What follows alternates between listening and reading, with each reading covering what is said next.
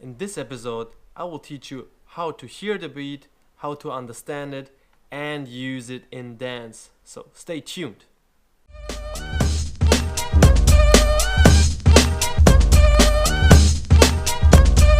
Okay, I'm reloaded.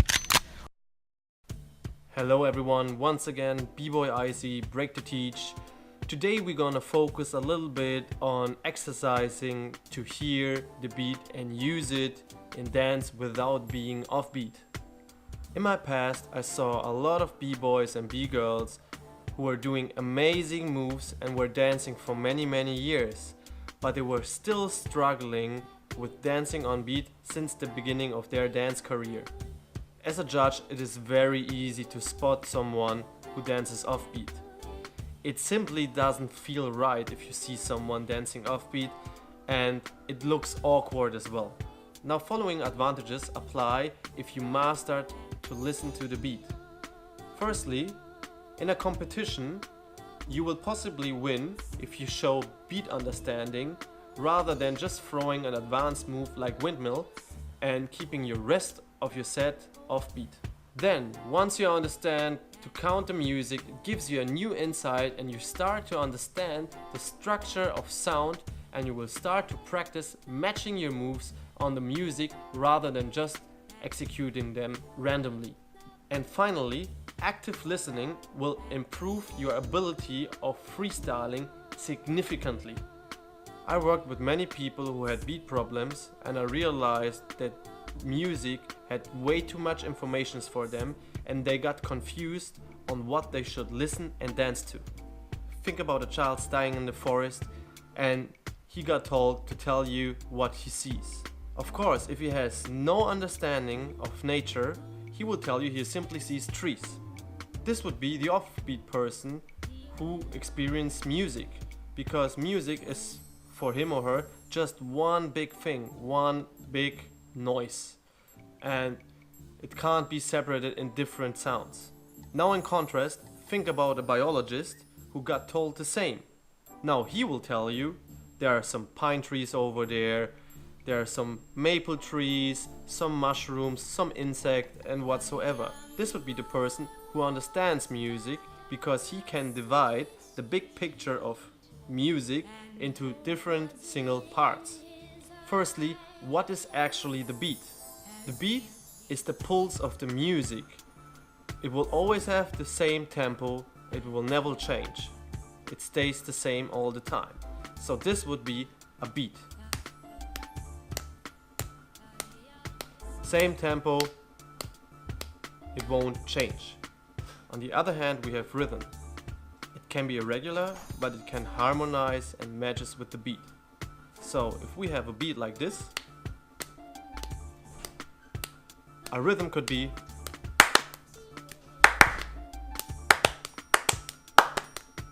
so it still matches with the beat, but is irregular. Then we have musicality. Musicality is the ability to perceive and reproduce different aspects of music.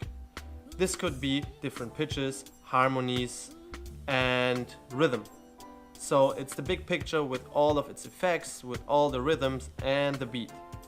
So this is the order I would suggest to deal with music. First master the beat, then master the rhythm, and then master musicality. So let's analyze music to be able to deal with the beat in a proper way. The solution for this problem lies in active listening. It is not just sound which passes by. It is sound which gives us information, and therefore we need to understand the beat to understand its information and to deal with it. It's like an example with the kid and the forest. If the kid opens up his eyes, he will see that there are different things in the forest than just trees. Firstly, we need to talk a little bit about beat theory, but we keep it very simple and just considering the aspects which are interesting for us as dancers. As dancers, we always count until 8, while musicians always count until 4. Most of the music we're listening to when we dance, like in the urban scene, are 4/4 beats. 4/4 means the time signature of the music. Music is divided into different bars, and each of these bars has 4 counts where you can put different beats on it. So as you see, here are different bars, and you count each bar until 4. Now I want you to clap in your hands every time you're gonna reach one of these beats. I know it feels awkward to clap your hands alone in your room, but this is the way how you start to understand and feel the beat. So let's give it a go. I'm gonna play some beats regarding to the notes you see over here. We start with the first bar and we just have one note on number 1. So what I want you to do is I want you to count from 1 to 4 and try to clap every time you see a note. Here it would be number 1. Now listen.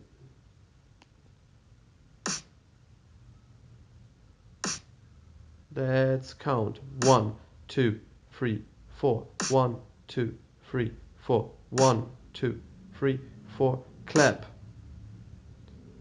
Clap. Now let's go to the second bar. The second bar has a note on number 1 and a note on number 3. So here, number 1 and number 3. Count and clap. 1, 2, 3, 4. 1, 2, 3, 4. Alright, now we're gonna go to the third bar. At the third bar you have on each of the numbers you have one beat. So I want you to clap and count. Let's go. 1, 2, 3, 4. 1, 2, 3, 4. 1, 2, clap, let's go. Clap, clap, clap, clap.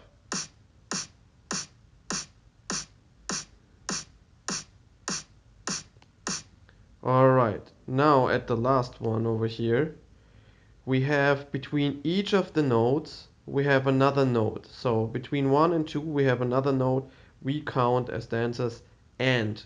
So we gonna say 1 and 2 and 3 and 4 and. Let's try to do it.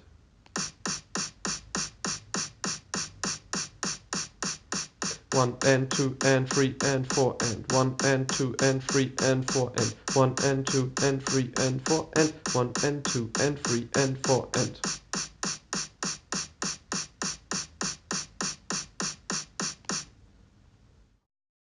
Well done, good job.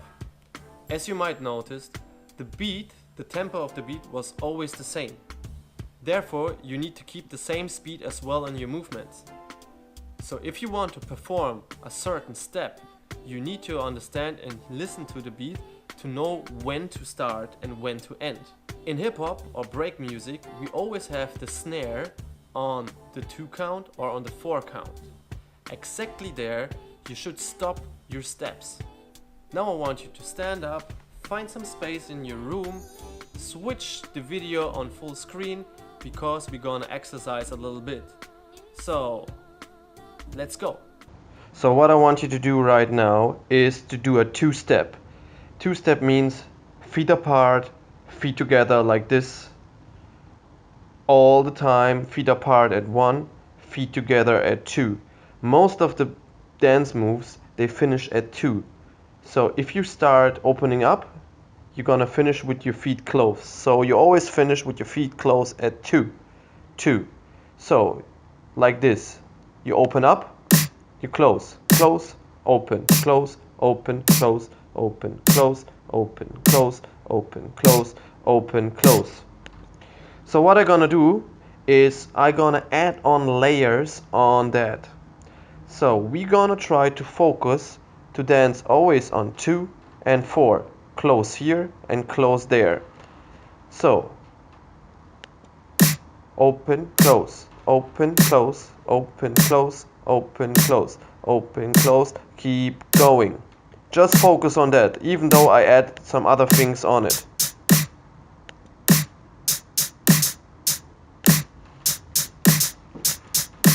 Open, close, open, close, open, close, open, close, open. Always focus on the snare, nothing else. just the snare.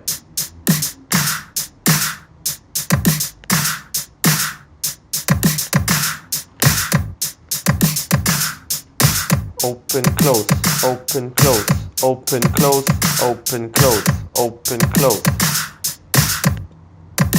Alright, once again, open, close, open, close. Don't get distracted by anything else, just open, close. Close, open, close, open, close. Keep the rhythm, open, close, open, close, open, close. Keep the focus on the snare. Open, close, open, close, open, close, open, close, open, close, open, close, open, close, open, close, open, close, open, close.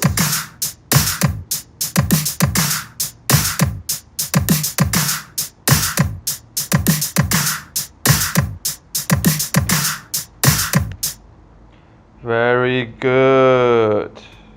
Well done, that was a good job. Yes, of course, it could be the case that there are some people outside, they can't really listen to the beat at all. This is caused by a sickness. This sickness is called beat deafness. Just because you struggle with the beat doesn't mean that you suffer on beat sickness. People who suffer on beat sickness can keep their own beat and their own tempo, but they struggle a lot if they have to synchronize with another beat or with another person. Or they're gonna be too fast, or they're gonna be too slow. So keep that in mind if you teach, because maybe one of the kids could have that. One common mistake is that students start to change their speed while doing a certain step. A solution for it would be just to stop their movement, tell them they should listen to the beat until they hear the beat again and should start from the beginning. Then another mistake would be that beginners try to put too many steps into just 2 beats. If this is so, tell them they should slow down and try to just put 1 single step on 2 counts. Another common mistake is that beginners are getting off beat because they try to do a transition from one step to another. A solution for it would be to analyze both of the steps, realize where is their end, where is their beginning, and try to slowly perform the transition from one step to another. Because it's possible that you have to execute one move faster to match it on the beat than the other one. I hope this video and my advices will improve your dancing. Let me know if this video was helpful for you by just leaving a comment down below or giving me a like. If you know other methods to make people understand how to dance on beat, I would love to hear them. Just write them down below as well. And don't forget to subscribe to my YouTube channel. See you at the next episode. Peace, B-Boy IC.